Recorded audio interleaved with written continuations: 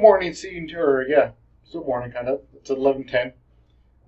Welcome to Monday. Still, I had another cool thing happen over the weekend. I thought it was very interesting to security.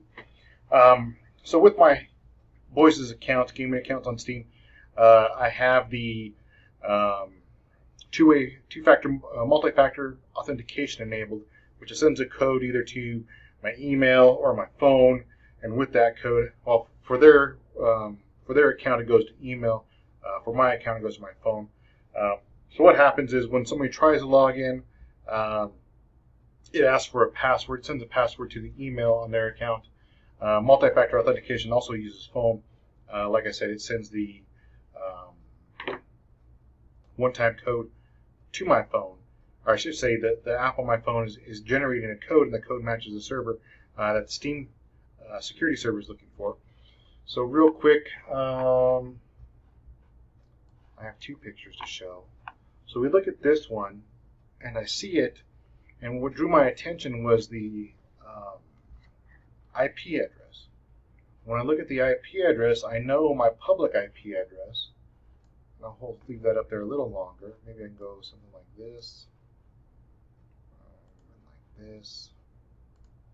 So I realized that wasn't my IP address, my public IP address. So I'd say, let me find out who this is. So that can be found by doing a who is.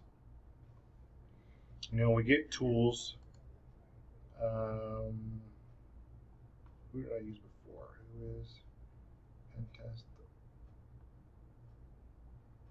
Let's try this guy. So with this iTools, is a different one than I've used for my IP address, and I'll show you that shortly. So we'll type in 97.64.59.57, and they'll say, hey, look up this guy. We don't know who it is. We're just given an IP address. IP address could be anywhere in the world. So let's see.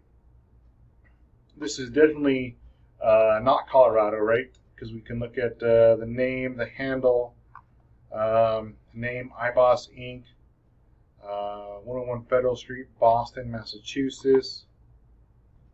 And they could have, there could be many different phone numbers, and even if it's somewhere internal, they could be reusing this IP throughout a few servers, depending on where it's at. So these guys obviously trying to log into my account, and I've done this before too. I've called up places. At least they give a phone number. Sometimes it's taking a little bit more to track down. But I call them and say, hey, why are you trying to log into my Steam account? And you use the arguments like, well, I'm not. I'm like, well, I have proof.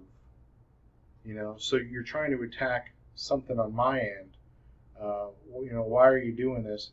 You need to stop. And quit doing what you're doing, or turn the server off. What should be similar is something like this. Limos House 7314-10152. And if we were to look that up, once again on a different site, we see it's Denver, Comcast. It doesn't say specifically where it's at, but I know it's a Comcast address, which I'm on Comcast. I know this is close to mine, but I'm not 100% sure that is mine. I know mine does, I believe it starts with a 73. So it's under Comcast. It should be okay. I think it's pretty sure it's mine. Not 100% sure. But like these guys here, Boston, Massachusetts, I'll probably definitely I will give them a call. Say, hey, why are you trying to log into my account? And it's up to them to rectify it or stop, or even if it's, here's the thing too, if it's their physical machine and they're running virtualized servers off of it, whose fault is it really? Or is it the people that are hosting the server's fault? Since they're hosting the software, they're really offering software or hardware as a service, or metal as a service. But should they be responsible for the acts committed on their servers? Interesting topic to look at in the security point of view, and to see what happens. If you'd like to also discuss this, feel free to This week, discussions are a little bit different format. So either choose an IoT device or choose something like this to talk about.